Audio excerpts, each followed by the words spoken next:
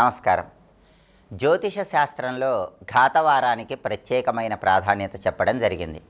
ద్వాదశ రాశుల్లో జన్మించిన వాళ్ళకి వాళ్ళ జన్మరాశిని బట్టి ప్రత్యేకమైన ఘాతవారాన్ని జ్యోతిష శాస్త్రంలో చెప్పడం జరిగింది.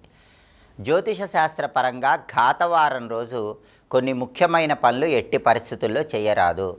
ఘాతవారం ఉన్న రోజు ఎలాంటి పనులు చేస్తే ఎటువంటి శుభ ఫలితాలు కలుగుతాయో, ఎలాంటి పనులు చేయకూడదు అనే విషయాన్ని పరిశీలిస్తే, ఘాతవారం ఉన్న రోజు ఎప్పుడైనా సరే గృహారంభం చెయ్యకూడదు, గృహప్రవేశం చేయకూడదు, శంకుస్థాపన చేయకూడదు. ఘాతవారం ఉన్న రోజు శంకుస్థాపన చేస్తే ఇంటి నిర్మాణం బాగా ఆలస్యమవుతూ ఉంటుంది.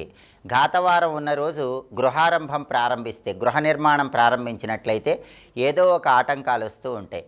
ఘాతవారం ఉన్న రోజు కొత్తగా కట్టుకున్న ఇంట్లోకి గృహప్రవేశం చేసి వెళ్ళినట్లయితే త్వరలోనే ఆ ఇల్లు ఖాళీ చేయాల్సిన పరిస్థితులు ఏర్పడతాయని జ్యోతిష శాస్త్ర గ్రంథాల్లో చెప్పారు. అదేవిధంగా వివాహం కూడా ఘాతవారం రోజు చేసుకోకూడదు.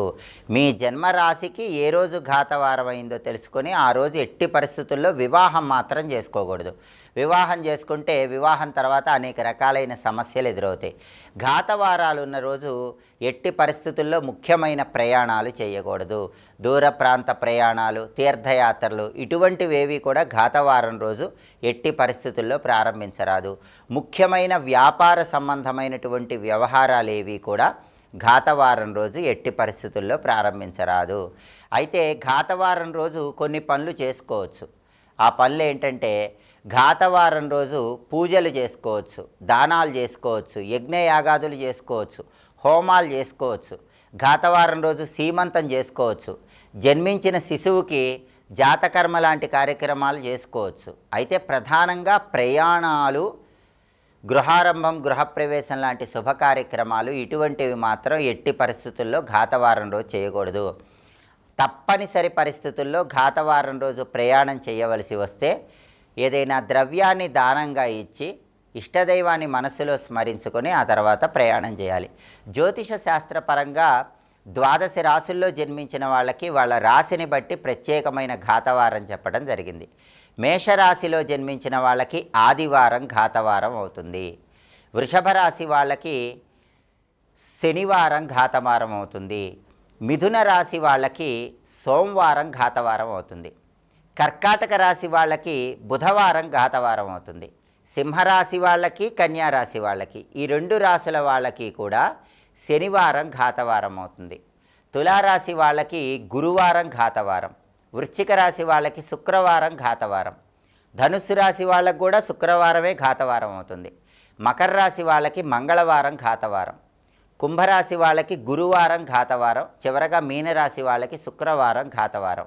కాబట్టి మీ జన్మరాశికి ఏ రోజు ఘాతవారం అయిందో తెలుసుకోండి. ఆ రోజు ఎట్టి పరిస్థితుల్లో ముఖ్యమైన ప్రయాణాలు చెయ్యకండి, ముఖ్యమైన వ్యాపార సంబంధమైన వ్యవహారాలు చెయ్యకండి, ఇంటికి సంబంధించిన కార్యక్రమాలు చెయ్యకండి. అలా చేయవలసి వస్తే మాత్రం ఇబ్బందికర పరిస్థితులు ఎదురవుతాయి. అందులోనూ ఘాతవారం ఉన్న రోజు ప్రయాణాలు చేస్తే అనారోగ్య సమస్యలు ఎదుర్కొనే అవకాశం ఉంటుందని జ్యోతిష శాస్త్ర ముహూర్త విభాగంలో చెప్పారు. ఎప్పుడైనా తప్పనిసరి పరిస్థితుల్లో ఘాతవారం రోజు ప్రయాణం చేయవలసి వస్తే ప్రత్యేకమైన దానాలు ఇచ్చుకొని ప్రయాణం చేయాలి. దాంతోపాటుగా మంత్రశాస్త్ర పరంగా ఆంజనేయ స్వామికి సంబంధించిన ఒక ప్రత్యేకమైన మంత్రాన్ని చదువుకొని కార్యనిమిత్తమై బయటికి వెళ్ళండి. ఆ మంత్రం చదువుకుని వెళ్ళినట్లయితే ఘాతవార దోషం ఉన్నప్పటికీ ప్రయాణాల్లో ఇబ్బందులు లేకుండా ప్రయాణాల్లో విజయప్రాప్తిని సిద్ధింపజేసుకోవచ్చు. ఆ శక్తివంతమైన మంత్రం ఏంటో ఇప్పుడు మనం చూద్దాం. ఓం నమో భగవతే ఆంజనేయాయ మహాబలాయ స్వాహ.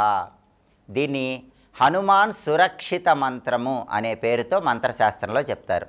ఈ మంత్రం చదువుకొని వెళితే ఘాతవారం ఉన్న రోజుల్లో ప్రయాణం చేసినా కూడా ఎలాంటి ఇబ్బందులు ఎదురుకావు. కాబట్టి జ్యోతిష శాస్త్రపరంగా తప్పనిసరి పరిస్థితుల్లో ఘాతవారం ఉన్న రోజు ప్రయాణం చేయవలసి వస్తే ఏ హనుమాన్ సురక్షిత మంత్రాన్ని చదువుకొని ప్రయాణం చేయాలో ఇంకొకసారి చూద్దాం. మరి ఓం నమో భగవతే ఆంజనేయాయ మహాబలాయ స్వాహ. ఈ మంత్రాన్ని కేవలం ఘాతవారం ఉన్న రోజు మాత్రమే కాకుండా ముఖ్యమైన ప్రయాణాలు ఎప్పుడు చేస్తున్నా సరే ఆ ప్రయాణాలు చేసే ముందు ఈ మంత్రం చదువుకొని వెళ్ళండి. ఆంజనేయ స్వామి ఒక రక్షలాగా మిమ్మల్ని కాపాడుతూ ఉంటాడు. ప్రయాణాల పరంగా కార్యసిద్ధిని పొందవచ్చు. స్వస్తి.